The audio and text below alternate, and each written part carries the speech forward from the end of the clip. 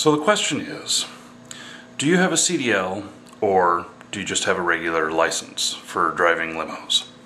And the answer is that anything that is 16 people or above is required to have CDL, which is a commercial driver's license. You got to have at least a Class A, or excuse me, Class C, which is the lowest form of CDL, and you have to have a passenger endorsement.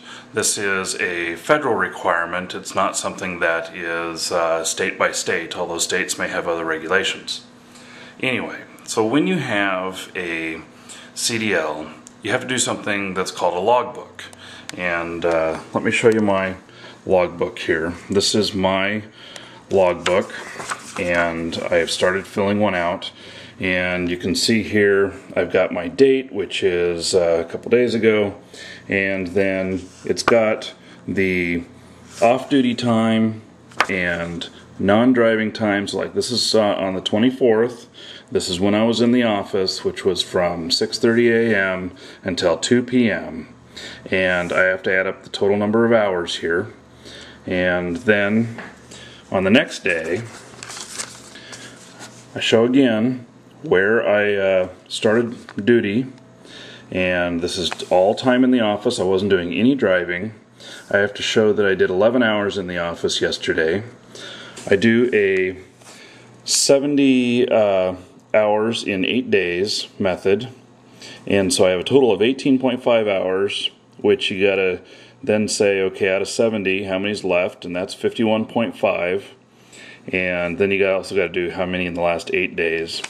So what I'm looking at here is that I have to keep this stupid log, and this stupid log, I have to keep it whether I want to or not. And the reason I have to keep it is because I have a CDL.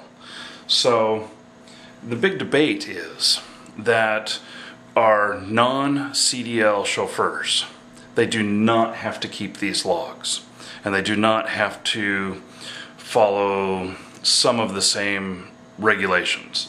And so what's happening is that, like today, I've got a well, I got here at 5 a.m.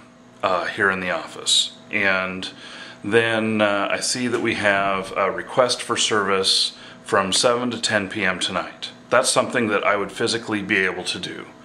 But because you can only do 10 hours of driving in a 15-hour period, you have an issue that 15 hours from 5 a.m. is, I believe, exactly 10 p.m. And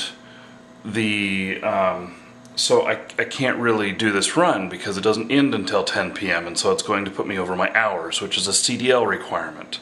And if I didn't have this CDL, I would not be under that requirement.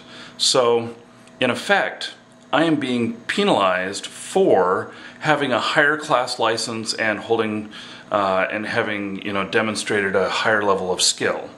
And I think that just sucks. We've been debating this for a couple of days since we started the logbooks, because it's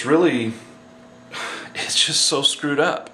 Because here we are, a couple of us, we have 3 people in the limo company that have CDLs. And one of them is Dennis, our operations officer. The other one is myself, and then our full-time chauffeur. And then we also have a manager of the limo company who is able to drive as well, but he does not have a CDL.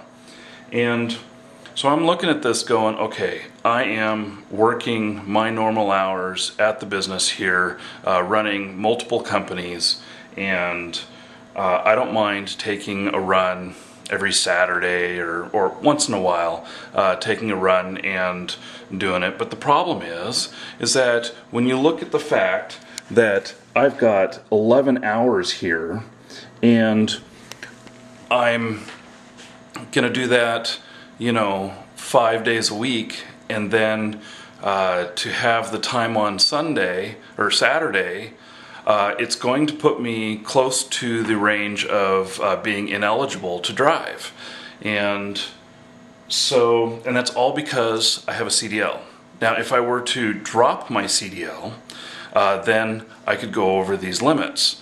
But then I wouldn't be able to drive the CDL class vehicles, which is fine, because actually I wouldn't mind driving the smaller limos. I enjoy them. And so in order for me to be able to drive and do my other stuff at the same time, I would actually have to give up my CDL license. And I just think that sucks. But I don't know what else to do about it. Maybe you have some suggestions. How do you face this issue if you're a chauffeur or a limo company manager? Because I really wouldn't mind having some advice on this, because I don't know what else to do, except that I'm just going to have to hire somebody else to do more driving, and that's a whole other issue. How do you find a quality person that's available 1 or 2 days a week?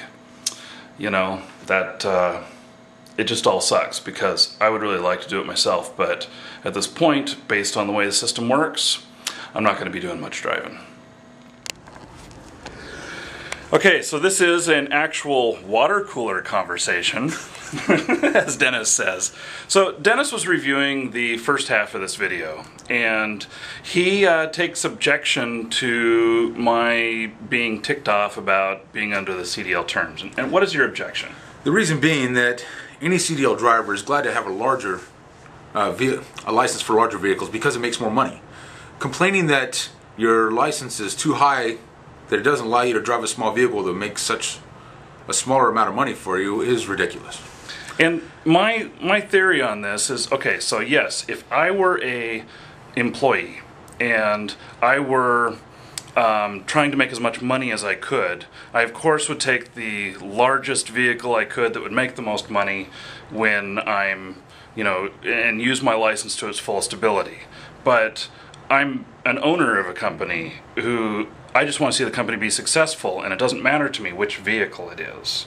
Correct. But the rules are for everyone else, not you. God. So, I ain't getting no loving here. So, okay, well, anyway, so there's the debate. I mean, he thinks I make myself look stupid on the video, and he may very well be right, but I am totally thinking about this as an owner and not as an employee, which most people, I think probably, most drivers think about it as employees, because that's what most Correct. chauffeurs, drivers are. Owner-operators, everything think like that. Yeah, so that's why I'm thinking about this differently, and so no, I don't think I'm stupid about it, but I don't know, you guys can comment on it and tell me if you think different.